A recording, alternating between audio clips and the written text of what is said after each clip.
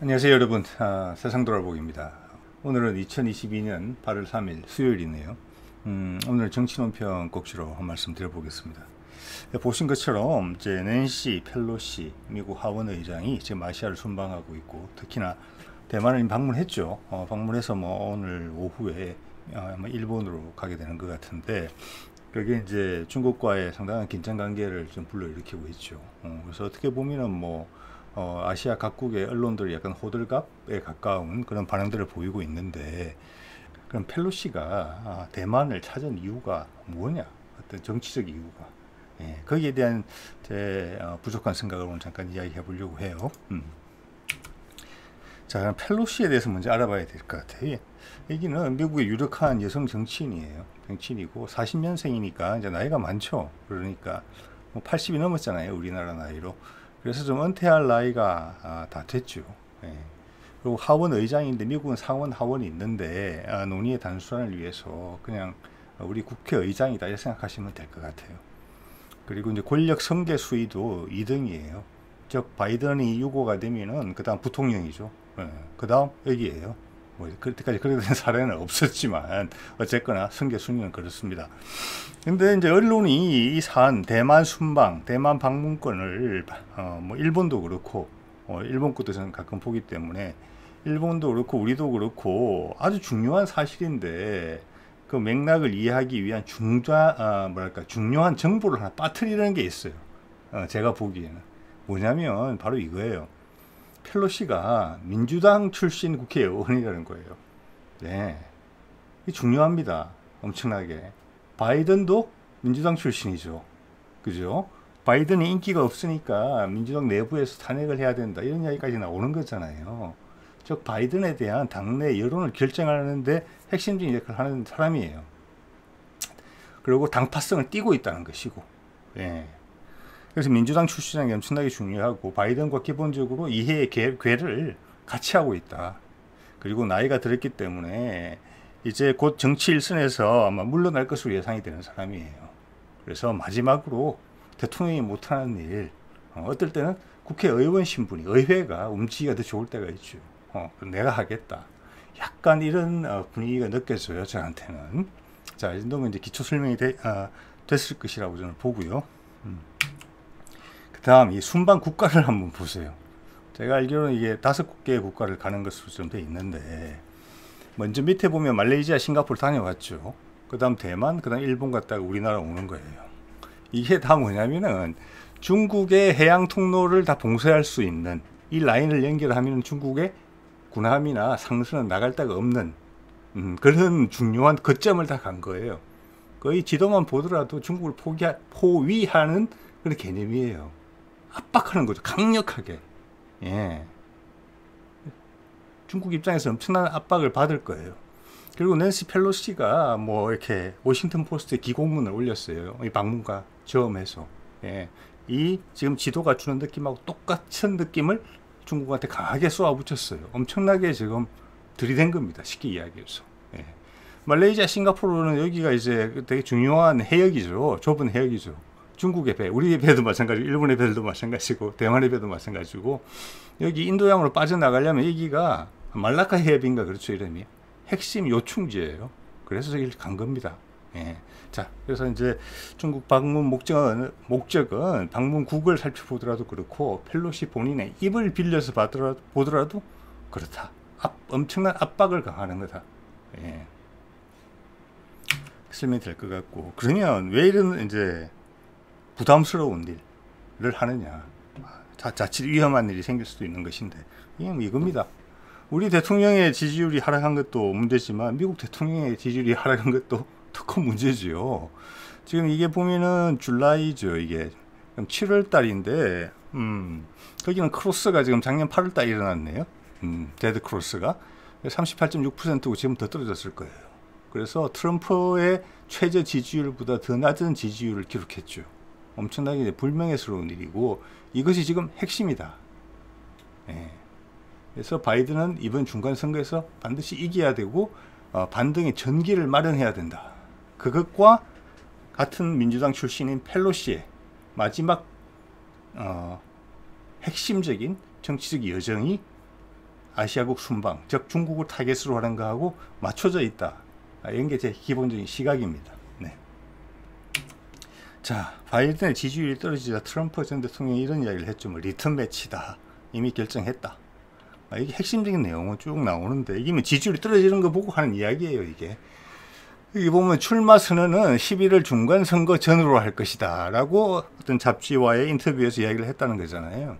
그만큼 11월 달 중간 선거에서 어떤 결과가 나오느냐가 트럼프의 재출마 여부하고 크게 상관이 있다는 것을 말하는 것이고, 또한 바이든도 재출마 의사를 밝혔죠. 바이든의 정치적 생명 역도 이 11월 중간 선거에 달려 있는 거예요. 왜? 그래서 저것을 위해서 최선을 다한다. 지금 이런 것이죠. 자, 바이든의 임기는 2025년 1월 20일까지인데 미국의 중간 선거 스케줄 한번 보세요. 2022년 11월 8일이에요. 여기는 선거 날짜가 늘 같습니다. 2년마다 선거를 해요, 미국은. 왜냐하면은 기본적으로 하원 의원이 전체 435명인데 하원 의원의 임기가 우리 국회의원들하고 달리 우리는 4년인가 뭐 그렇죠. 미국은 2년이에요. 그래서 2년마다 선거를 새로 해요. 그래서 이 날짜가 이런 것이고, 그게 요번 이제 몇 달 안 남았다는 거죠. 그리고 상원 의원은 100명 정도밖에 안 돼요. 그러니까 주마다 한 둘, 셋 이렇게 있는 거죠. 그래서 근데 상원 의원은 임기가 6년이에요. 근데 6년마다 전부 다 바꾸는 게 아니고 2년마다 이 중간 선거 할 때 2년마다 그중에 3분의 1 정도를 바꿔요.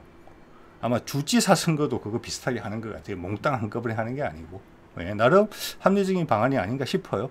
그래서 여기서 중요한 것은, 자, 전체 하원이 435명이고 민주당이 다수당이죠. 그렇기 때문에 낸시 펠로시가 우리말로 하면 국회의장이고 여기는 하원 의장이 된 겁니다. 근데 차이가 크지가 않아요. 222대 212 정도로 파악이 돼요. 10석 정도밖에 안 돼요. 그러면 트럼프가 뭘 보고 있겠습니까? 바이든의 지지율이 떨어지면은 그의 소속 당의 지지율도 떨어져요, 같이. 그래서 이 선거에서 이게 만약 역전이 된다, 공화당이 다수당이 된다, 그러면 바이든한테는 치명타가 되는 겁니다. 이걸 반전시켜야 돼요. 그건 누구나 다 알고 있는 것이지만 민주당에서는 바이든도 그렇고 지지율은 더 떨어지고 있는 거죠. 이걸 타개할 방법이 필요한 것이고, 이번 낸시 펠로시의 방문은 여러 미국 정부가 바이든 행정부가 추진하고 있는 여러 일과 맞물려서 지금 이거를 시행하기에 좋은 시점이고 여건이 조성됐기 때문에 강하게 밀어붙이다, 이렇게 봐야 돼요. 막무가내로 하지는 않습니다, 절대로. 그러면 미국이라는 나라가 이렇게 오래 못 가요. 다 계산이 있고 계획이 있고 여러 가지를 동시에 하고 있습니다. 자, 낸시 펠로시가 이런 강공책을 휘두를 수 있는 여건이 됐기 때문에 한다, 저는 이렇게 봅니다. 자, 그러면 이 11월 달이 중국한테도 엄청나게 중요해요. 시진핑한테도. 왜 그런 거를 살펴보면은 이번 11월 달에 아직 날짜는 안 정해진 것 같은데 당 대회를 해요. 이게 20차 당 대회인가 그래요. 이게 왜 중요하냐? 처음으로 시진핑이 이제 들어오고 나서 그 전까지는 중국의 지도자들이 5년마다 한 번씩 바뀌는 것인데 사실은 10년씩을 했어요. 2번씩을 한 거예요. 미국과 비슷하죠. 미국은 4년 중임제죠. 4년이지만 잘하면 8년까지 할 수 있죠. 우리 같은 경우는 5년 단임제죠. 그게 좀 불리하다, 불편하다, 불합리하다 해서 그 미국처럼 4년 중임제로 바꾸자는 이야기가 몇 번 나왔었지만 뭐 실행에 온 것이 인정은 아직은 없죠. 뭐 복잡하니까. 그것처럼 중국도 5년마다 바뀌는 건데 사실은 10년마다 한 번씩 바뀌었어요. 그리고 지도자가 교체가 됐어요. 그러니까 5년 중임제라고 보는 게 맞아요. 그런데 중임이 늘 이루어졌던 것이죠. 그런데 시진핑이 들어서면서 이걸 어떻게 했느냐? 중임 이후에 3연임도 가능하게 제도적인 장치를 바꿨어요. 그래서 10년 이상을 할 수 있게 된 거예요. 그러니까 5년씩 끊으니까 이번에 15년짜리가 되는 세 번째 5년을 결정하는 당대회예요. 엄청나게 중요한 거죠. 여태까지 10년이면은 이때까지와 똑같죠. 뭐 별 차이가 없는데 바뀐 규칙을 이제는 뭐랄까, 그걸 가능하게 실행하는 그 실행력이 뒷받침이 돼야 돼요. 15년으로 가려면. 그래서 뭐 주위에서는 장기 집권이다라고 이야기하는 거죠. 그렇지만 쉽지는 않겠죠. 중국은 큰 나라고 많은 반대 세력들이 있을 거예요. 자, 그 반대 세력들이 있겠죠. 반대 세력이 없는 정치는 없으니까. 반대 세력이 있고 민심이 어떻게 흘러가는지가 중요하겠죠. 만약 그 반대 세력들이 있다면 그 힘을 어디로 모으겠습니까? 이번에 마디가 되는 거죠. 10년에서 15년으로 넘어가는 저 당대회 저 앞으로 해서 많은 힘을 결집시키려고 할 거예요. 그게 지금이에요. 그래서 중국 시진핑은 몸을 엄청나게 사리고 있는 거예요. 지금 이 상황에서. 대외 활동도 잘 안 하죠. 예. 여기를 미국이 건드는 거예요. 예. 큰 분란이죠. 중국의 입장에 봐서도. 시진핑의 입장에서도. 그래서 다른 이유로 바이든의 정치 생명과 시진핑의 정치 생명이 같은 시기에 거의 결정되게 돼 있어요. 그리고 미국이 선공을 날린 거예요. 나는 당신을 이용해서 나는 살고 있는 죽이겠다. 이런 결정을 저는 비슷한 결정이겠죠. 그 유사한 결정을 내렸다. 그렇게 보는 겁니다. 네. 자, 그래서 펠로시가 대만 간다고 했을 때 언론 보도를 보면은 처음에 만류한 것으로 알려져 있어요. 바이든이 군이 좀 안 좋아한다고. 당연히 그렇겠죠. 어떻게 보면은 확 전쟁으로 이어질 그런 가능성이, 무력 충돌로 이어질 가능성이 크기 때문에 군에서는 반대했을 거예요. 지금 우리가 전쟁을 할 목적이 아니라면. 그런데 며칠 있다가는 입장이 바뀌어서 바이든이 그걸 지원하는 입장이 됐어요. 예. 그 며칠 사이에 바이든은 내부에서 많은 회의를 했고 많은 고민을 했을 거라고 봅니다. 어떻게 보면은 낸시 펠로시가 바이든한테 당신 이거 우리 이제 해야 돼. 예. 그래서 역을스러운 요청을 하지 않았느냐. 그 정도 리스크는 감수해야 돼. 내가 가겠다니까 내가. 예. 국회의원이야. 정부 당국자가 아니고. 자, 이런 게 있었고, 바이든이 거기에 이제 동의했다. 자, 그러면 어느 정도 승부수를 던지는 부분도 있고, 다른 꼼꼼하게 많은 것도 준비가 돼 있을 것이다라는 것을 확인했을 것 같아요. 제가 봤어는. 그래서 중국이 어떤 약점이 있다. 이걸 이렇게 했을 때 상대방한테 치명타가 될 수 있다. 그런 부분들은 파악을 했을 거라고 봅니다. 있을 수도 있고, 그런 거는 뭐 언론에 공개되는 내용은 아니겠죠. 뭐 첩보전의 영역이 있을 수도 있고 하는 부분이니까. 그리고 또 중국에는 그런 부분들이 많잖아요. 지금 다민족 그 문제. 예, 그래서 뭐 인권 부분 이런 것들이 추가로 언급되는 것이 다 소수민족 문제들이거든요. 그런 거하고 관련됐을 수도 있겠다라고 추정해 볼 수가 있어요. 그런 것들이 당대회가 오면서 촉발시킬 수 있게. 어떻게 보면 대만도 소수민족인 셈이거든요. 중국으로 따지면은. 민족이 소수는 아니지만 어쨌거나 소수예요. 예. 그런 거를 어떤 도화선으로 삼으려는 게 있지 않느냐. 거기에 판단을 했다. 자, 그러면서 결국 낸시 펠로시는 이제 군용기를 타고 날아갔고 아마 호위도 붙은 것 같아요. 당연히 그렇겠죠. 그리고 항공모함 한 척하고 강습 상륙함 두 척이 따라 붙었어요. 중국에 가까이 다가간 겁니다. 위험한 겁니다. 예, 중국은 또 군사훈련 시작했죠. 서로 간의 거리가 멀지 않아요. 양쪽 세력 간에. 그 동진화해서. 자, 이런 상황인데 밀어붙인 거예요. 우리가 생각하는 것보다 훨씬 긴장감이 있다 이렇게 봐야 돼요.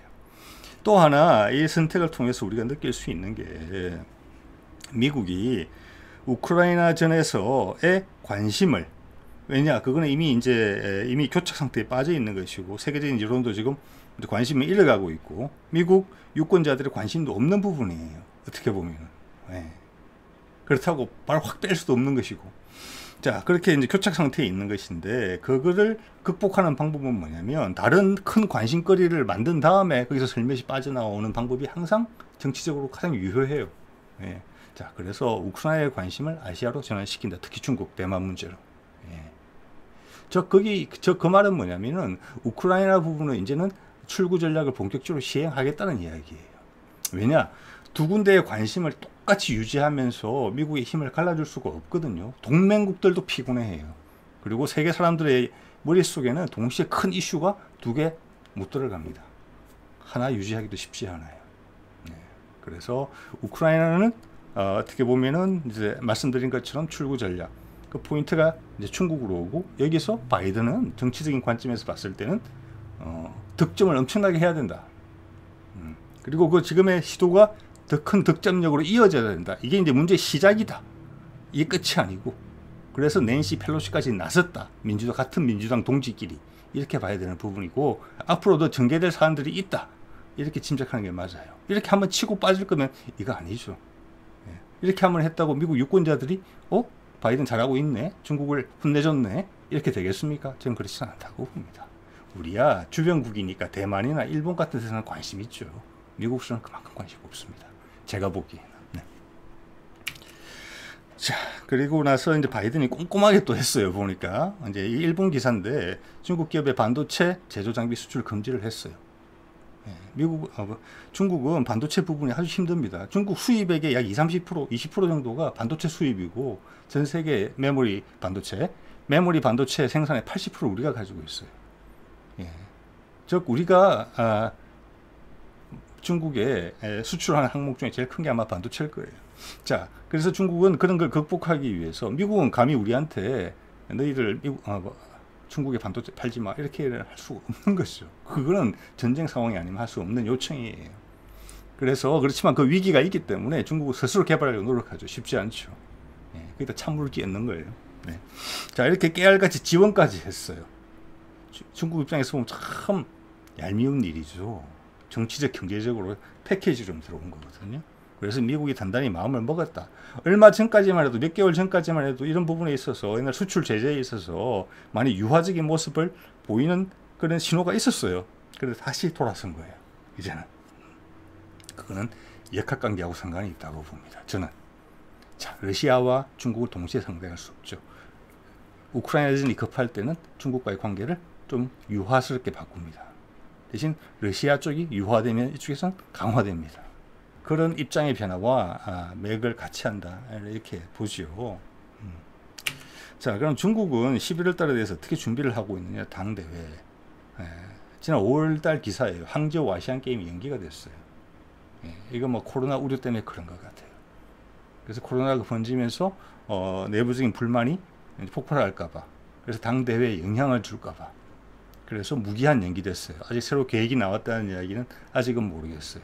어떻게 보면 되게 해외 세계 입장에서, 아시아 사람들의 입장에서 봐서는 상당히 옹색한 그런 결정이죠. 이 큰 나라가 아시안 게임 하나도 제대로 못 치러낸다 이런 소리를 듣게 되는 거니까 그만큼 11월 당 대회가 중요하다는 겁니다. 중국한테, 그리고 시진핑한테.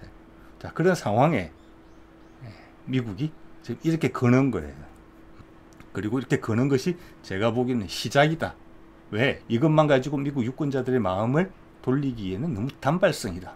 이 이야기가 장기적으로 확대되면서 정폭돼야 된다. 그리고 다른 수단들이 여기에 올라타야 된다. 중국을 더 흥지로 몰아야 된다. 저는 그게 미국의 생각이라고 봅니다. 네.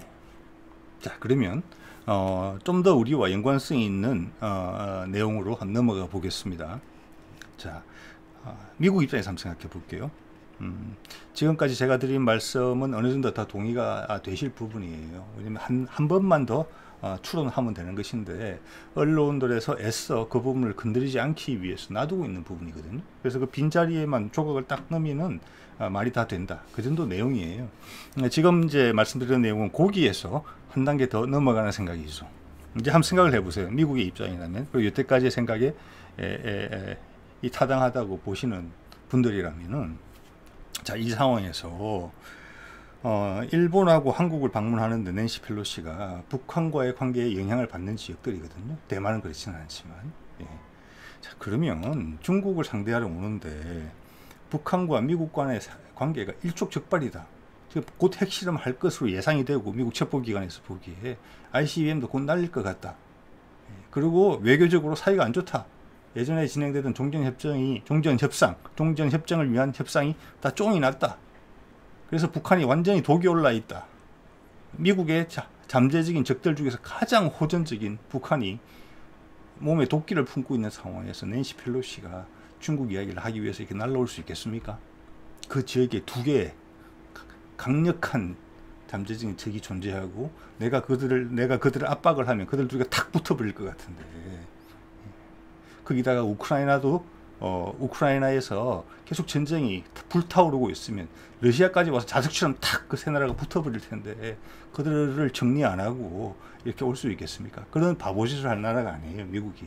아까도 말씀드렸습니다만, 그런 판단을 하게 되면 미국은 이렇게 오랫동안 패권국의 지위를 누리지 못합니다. 합리적이기 때문에 오래 가는 거예요, 현재까지는. 예.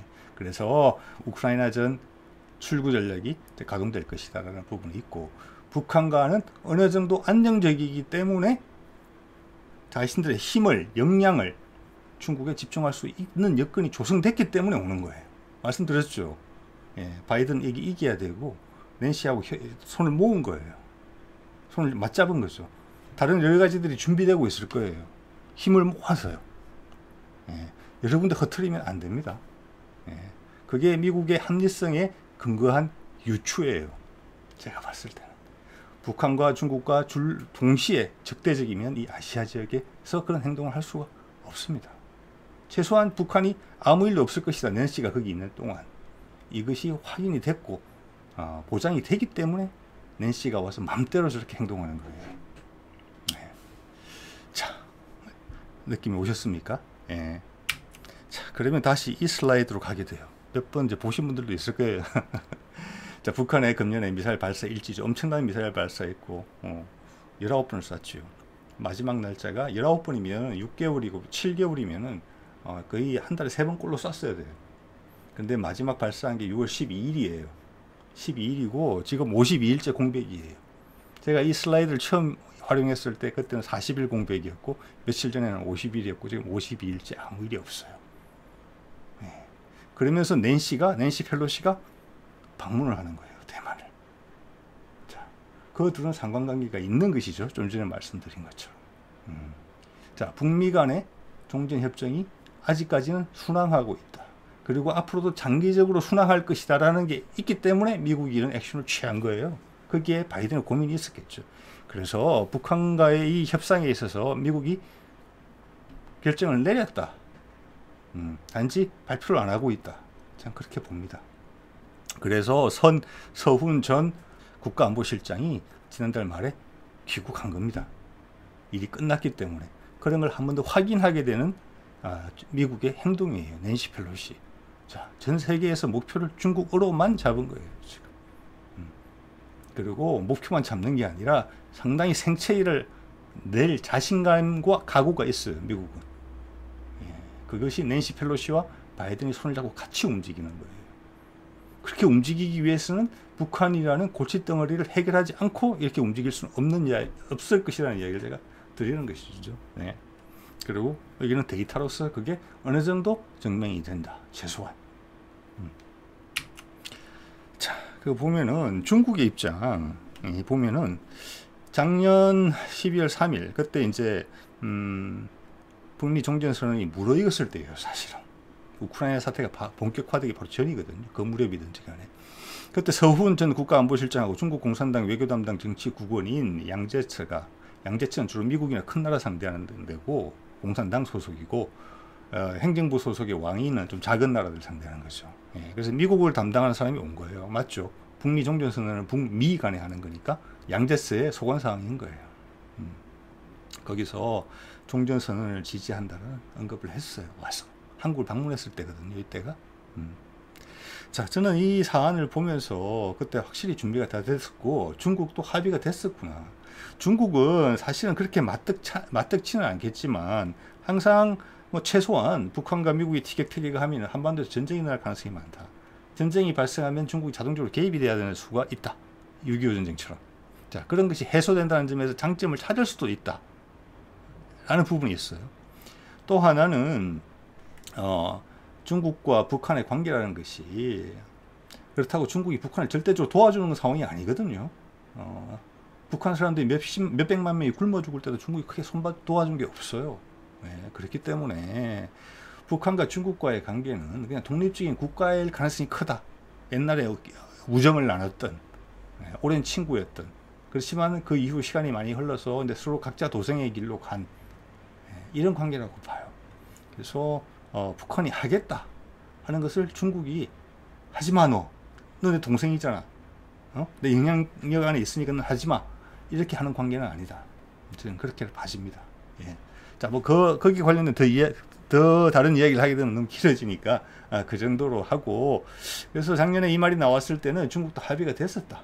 남은 거는 북한과 미국이었고 미국이 마지막에서 발을 뺐다. 우크라이나 전쟁 때문에. 그것이 한번 더 확인되는 순간이라고 보고 그게 지금 다시 가능성이 높아졌다. 여러 가지 간접적인 것으로 확인이 된다. 그리고 그 사이에 어떻게 보면 미국 입장에서는 북한에 바람을 맞힌 셈이니까 북한의 협상력이 좀 더 좋아진 측면은 있었겠다.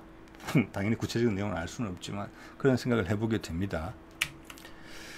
자, 그래서 이걸 한 번 더 또 간접적으로 확인할 수 있는 것은 물론 북한이 이제 미사일 또 마지막 순간이 깨지면 또 북한이 노발대발하고 뭐 핵실험하고 ICBM 쏘고 그러겠죠. 그거가 이제 첫 번째 우리가 눈여겨봐야 되는 부분이고, 두 번째는 펠로시 순방에 대해서 특히 한국을 뭐 방문하거나 일본을 방문할 때 펠로시가 무슨 언급을 할지는 모르겠습니다만은 거기에 대해서 북한이 논평을 하느냐 안 하느냐, 이런 분위기라면은 안 할 가능성도 많다고, 애써 무시할 가능성도 많다고 봐요. 아니면 하더라도 강한 의존을 빼고 의례적인 말로만 지나갈지, 제스처는 해야 될 필요성을 느낄 수도 있거든요. 그래서 그것도 관전 포인트가 된다, 이렇게 봅니다.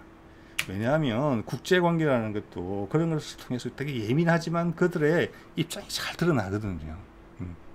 이가 제가 이제 예전에 올렸던 국방논평 107편인데 이게 금년도 초일 거예요. 사도광산건 기억하실지 모르겠어요. 그때 얘들이 사도광산을 다시 유네스코에 등록하려고 했죠. 근데 예전에 군함도 유네스코 등록했을 때 우리가 문제제기를 했었고 유네스코에서도 지적을 했죠. 왜 그때 이게 한국 노동자들이 피해를 받았다는 사실을 명시하기로 해놓고 왜 그러지 않았느냐, 그게 이슈였어요. 거기에 대해서 시정을 하지 않았어요. 그래놓고 사도광산을 또 올리겠다는 거예요. 문화유산으로. 똑같은 목적이죠, 군함도랑. 그래서 우리가 반발을 강하게 했죠, 여기에 대해서. 그러니까 기시다 총리가 아베를 만나러 가서 조언을 듣고 계속 밀어붙였던 사안이에요. 그러다가 꼬리를 내렸다는 부분인데, 그럼 오늘 내용하고는 좀 길어지니까 말씀을 안 드리겠습니다. 그때 우리가 화를 냈을 때, 일본 할 때 같이 화를 낸 나라가 있어요. 예, 그날 저녁에 바로 어디냐, 러시아 외교부가 바로 성명을 냈어요. 다른 정치적인 사안도 아니고 문화적인 사안이거든요. 예, 러시아 외교부가 성명을 냈어요, 같은 날에, 이 사안에 대해서. 자, 그걸 보면은 러시아가 당시 그때 2월달인가 1월달인가 그럴 거예요, 금년도 초. 우리하고 뭐랄까 같은 입장을 취하기 위해서 많은 노력을 기울이고 있구나, 참 예민하게 반응하구나, 러시아의 마음을 읽을 수가 있었습니다, 당시에. 자, 그러면 마찬가지입니다. 펠로시가 주변에 여러 나라를 돌아다닐 때, 특히 한국, 일본을 왔을 때 김정은이 어떤 입장에 있는지는 그들이 내뱉는 말, 논평에서 정확하게 드러날 수가 있어요. 그래서 제가 그것을 주목하는 것이고, 예전에 언급했던 이 부분이 생각이 나서 한 말씀 드려봤어요. 자, 오늘은 뭐 이 정도로 말씀 드려보겠습니다.